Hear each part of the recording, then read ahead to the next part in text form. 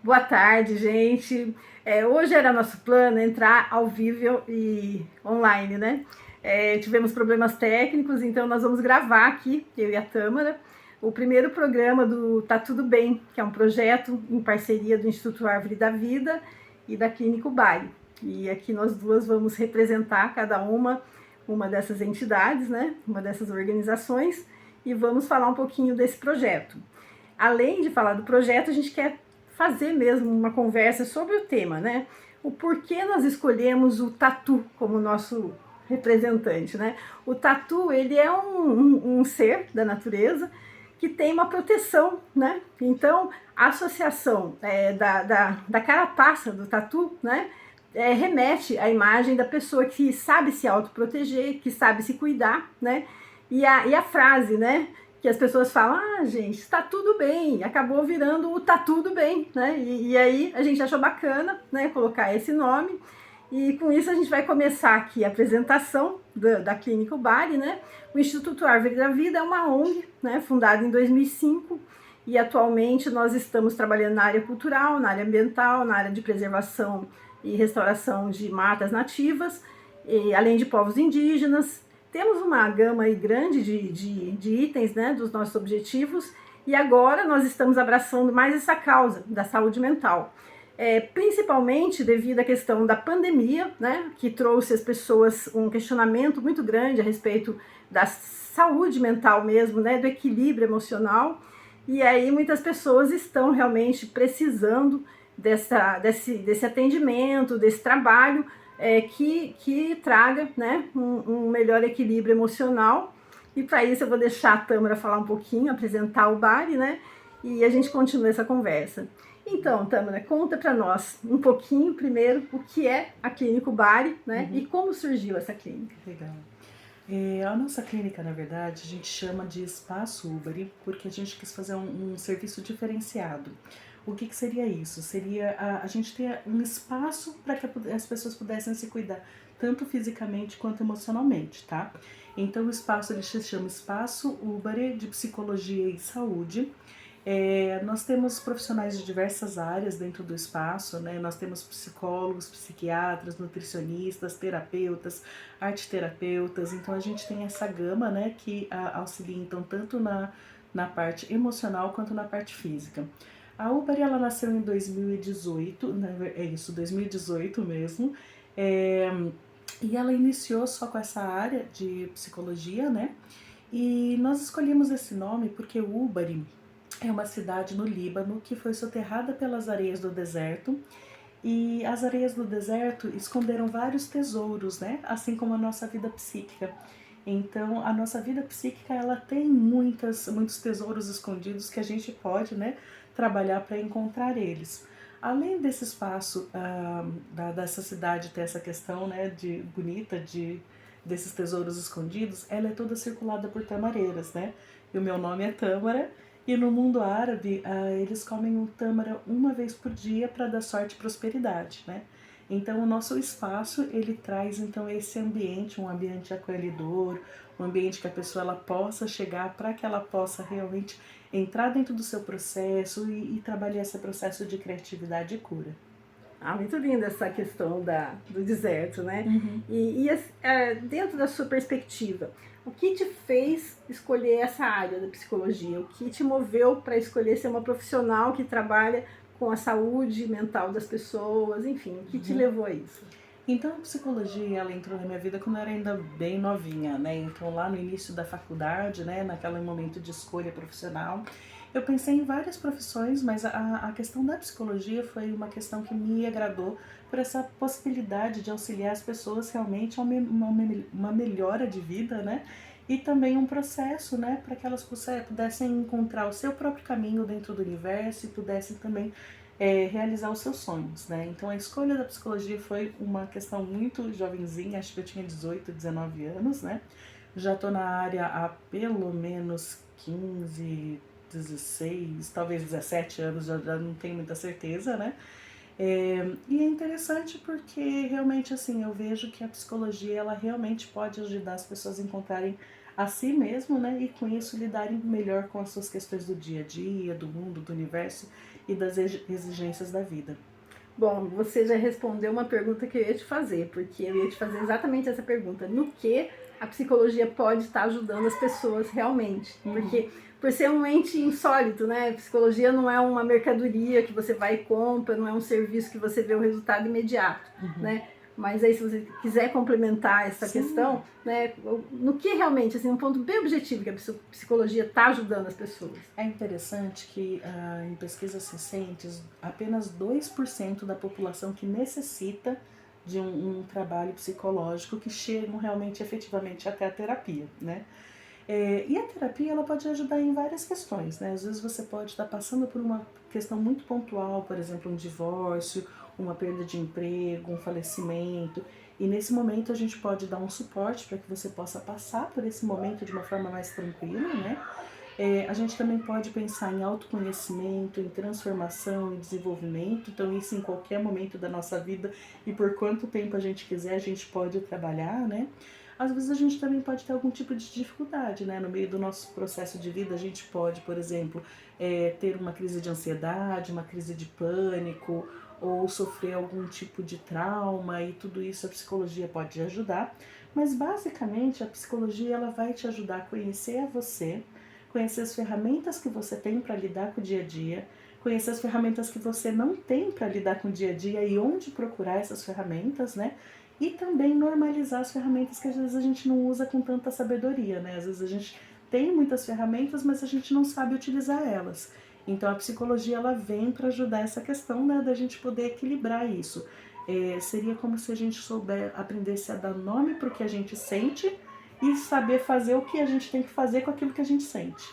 Bacana.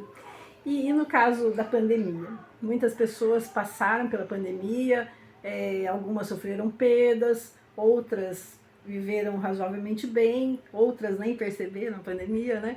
Mas em psicologia, o que mudou o paciente anterior à pandemia e atual, né? Pós-pandemia? O que mudou? Quem é esse paciente? Quem é essa pessoa? Eu achei interessante você falar que tem pessoas que nem perceberam a pandemia, né? Na verdade, não existe esse público. Porque mesmo as pessoas que podem até ter negado a pandemia, né? Elas iam procurar, por exemplo, a padaria que elas comiam todo dia e estava fechada. Elas iam querer visitar uma pessoa que talvez não quisesse receber a visita delas. Então, na verdade, por menor que tenha sido, né, o impacto na vida das pessoas, todo mundo teve algum impacto dentro da pandemia, né? Bom, o paciente antes da pandemia, ele já vinha de um estresse muito grande com a questão de trabalho, com a questão da rotina, com a questão do peso, né, e a responsabilidade da sobrevivência, tanto financeira quanto pessoal dentro do mundo, né? Então, antes da pandemia, a gente tinha muitos pacientes que procuravam a psicologia, a psicoterapia pela questão assim de problemas de relacionamento, problemas no trabalho, questão de um estresse, um cansaço. Então era bastante recorrente isso, tá? Não que fosse só esse público que procurasse, tá? Mas depois da pandemia a gente teve um agravamento muito em sintomas de depressão, em sintomas de ansiedade. Eu que trabalho com bastante adolescente, não é exatamente só esse público que eu trabalho, também trabalho com adultos, tá? Mas, por exemplo, a adolescência, então 100% dos adolescentes que eu trabalho foram para remédios psiquiátricos. Então, assim, teve um deprimir, né, desse público adolescente, né. Teve um outro público também que entrou na pandemia criança e saiu adolescente. Então, esse público ele entra numa adolescência bastante adoecido, né. E daí também teve aquele público que estava saindo da adolescência e entrando na vida adulta. E com isso, tipo, não teve a entrada no mundo do trabalho, não teve a possibilidade de se relacionar, então também teve uma depressão aí, né? Então, assim, o que mais se agravou dentro desse período de pandemia realmente foram os processos de depressão e de ansiedade, tá? E dos adultos, a gente teve muito essa questão do burnout por causa do trabalho, né? Porque conseguiram ficar 2 anos, por exemplo, trabalhando home office e de repente precisaram voltar para a rotina de trabalho, rotina de trânsito. Tanto que em outros países tiveram que criar algumas medidas, né? Para conseguir segurar os altos executivos, porque teve uma evasão gigantesca no mundo do trabalho. Porque as pessoas elas tinham a consciência assim, se meu trabalho dava para fazer offline, aliás, online, por que agora eu tenho que estar presente? Por que agora eu tenho que pegar 2, 3, 4 horas de trânsito para voltar a trabalhar? Então, a questão que mais se agravou dentro dos adultos realmente foram essas questões voltadas para o trabalho, algumas de agravamento de relacionamento por términos de relacionamento ou inícios de relacionamentos premeditados, né? Então, assim, muitas pessoas começaram a se relacionar num período de pandemia e depois da pandemia descobriram que aqueles relacionamentos não faziam muito sentido, né? Então, acho que foi essa a mudança de público. No período específico da pandemia foi trabalhada muito essa questão do luto, né? Todo mundo ficou enlutado, muitas pessoas pela perda de pessoas, outras pessoas por perdas profissionais, perdas financeiras, perdas de bens, então todo mundo teve que passar por esse enlutamento, né? Então foi a questão mais recorrente no período de pandemia, né? Bacana, e muita gente tem essa questão de negar, né? E é uma coisa difícil, né? Então eu gostaria que você falasse pra gente um pouco como que a pessoa se dá conta que ela realmente precisa buscar um trabalho profissional de um psicólogo, de um psiquiatra, de um terapeuta, como que ela percebe, ela reconhece nela mesma que é o momento dela buscar.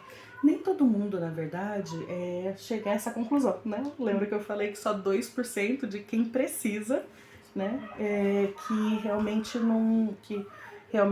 chega até a clínica, né? Mas assim, o processo de adoecimento, ele é um processo que ele começa emocional, né? Mas quando a gente está num processo de adoecimento emocional, provavelmente a gente não percebe, porque ele não atrapalha as nossas funções de trabalho, as nossas funções cotidianas. Quando a gente não percebe, a gente continua fazendo as rotinas da mesma forma, que daí a gente tem o adoecimento físico, que daí é quando a gente acaba indo para o médico, que a gente começa a fazer algum tratamento de remédio.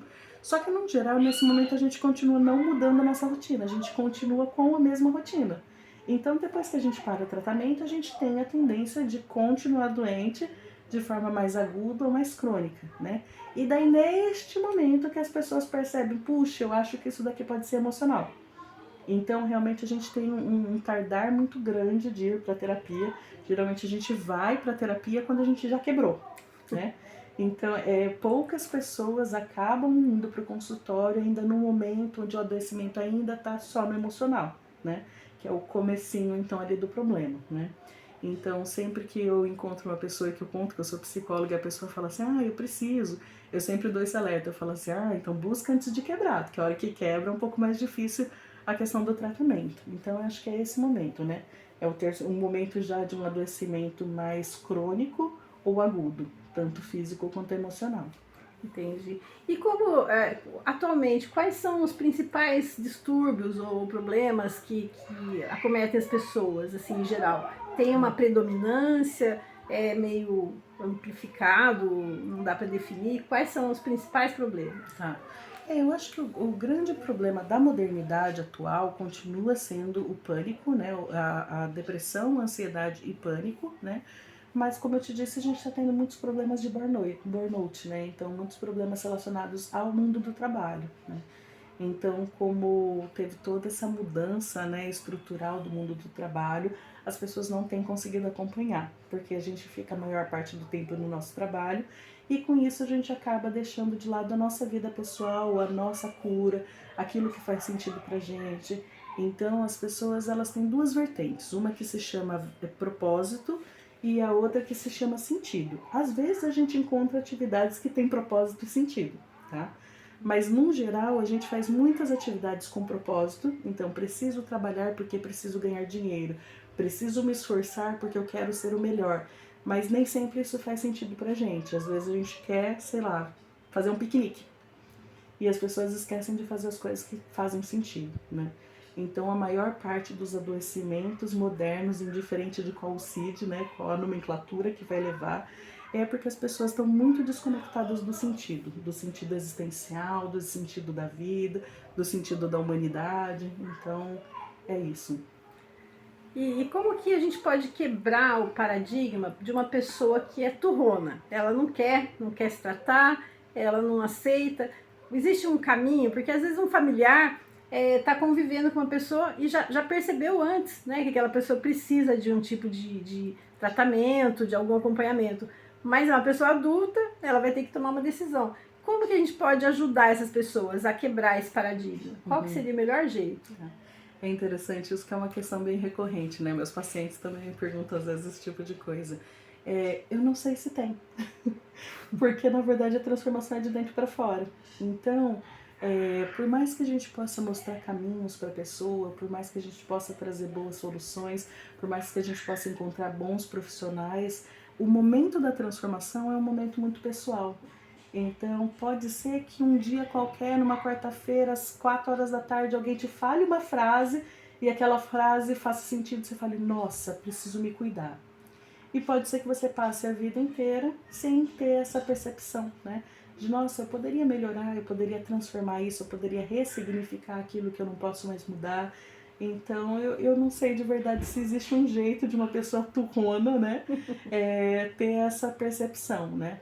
Eu sei que quanto mais próximo do sentido a gente está, mais perceptivo as nossas questões nós ficamos. Então, talvez uma sugestão que eu possa dar é isso, né? Então, se você tem uma pessoa turrona que mora com você, que não aceita tratamento, vamos fazer piquenique no parque com a pessoa, vamos levar ela para conviver com a natureza. Se ela gosta de teatro, vá para o teatro. Se ela gosta de cinema, vá para o cinema. Se gosta de cozinhar, cozinhar. Então, assim, atividades que mexem com a questão manual, que mexem com a questão da criatividade, fazem com que a gente reconecte com sentido. Quanto mais natural sejam as coisas que a gente faz, por exemplo, caminhar, correr, andar, conversar com as pessoas, criar alguma coisa, tudo isso desenvolve os nossos processos criativos e fazem a gente se aproximar do sentido. E quando as coisas fazem sentido, há mais possibilidade da pessoa perceber que ela precisa de um tratamento. Mas não teria uma receita mágica, né, para passar assim e falar, assim dá. Não, essa seria uma forma de talvez favorecer com que esse processo aconteça.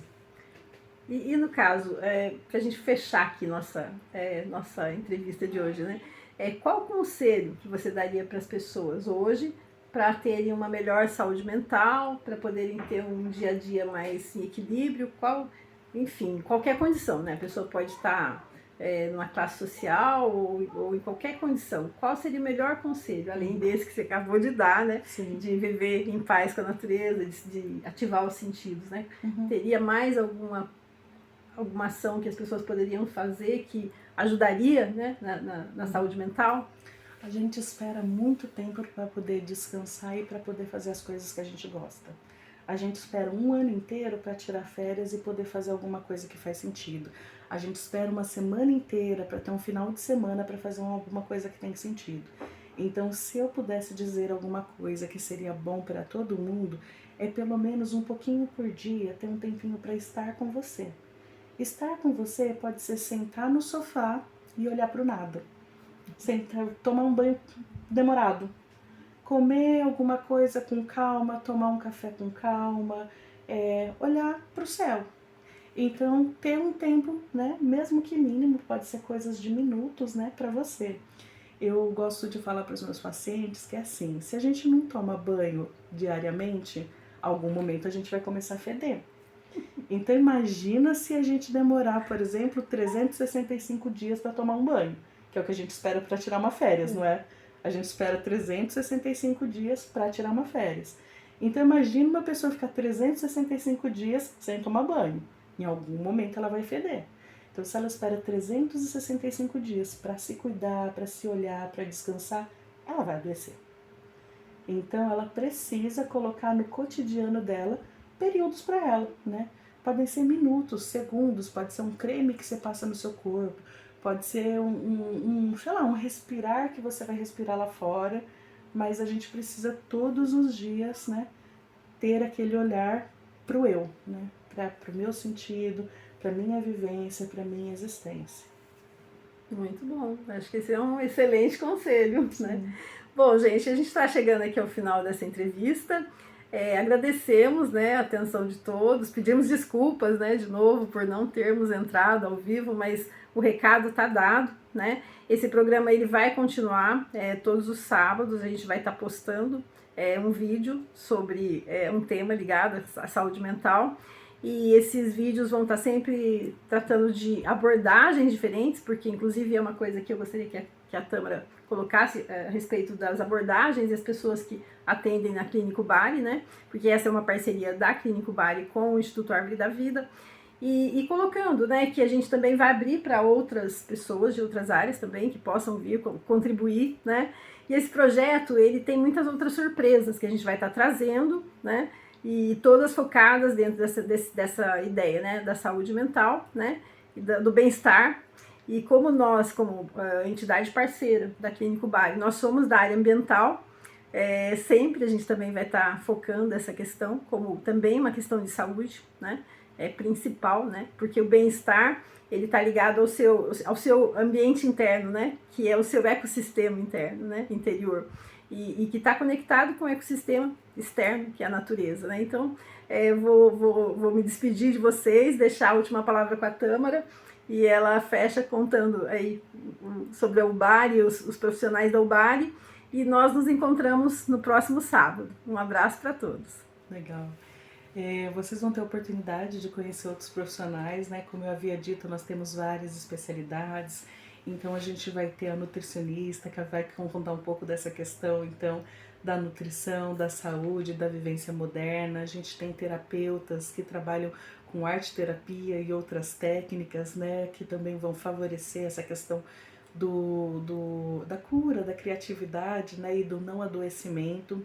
A gente tem psicólogos em diversas áreas, desde a área infantil, a área da adolescência, do adulto, casais, família, educação. Então, todos esses profissionais vão poder também trazer conteúdos. Temos psicólogos também que trabalham com expatriados, então brasileiros fora do país, que é uma área bem interessante também.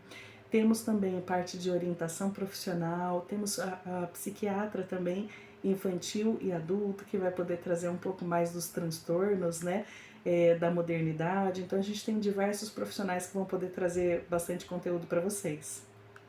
Então é isso, gente. Nos encontramos no próximo sábado. Se tiverem alguma pergunta, algum comentário, podem colocar aí no canal que a gente vai ler todos, a gente vai responder assim que for possível, né? E mantenham o contato, porque a gente vai ter muita novidade para apresentar. Um abraço e até mais.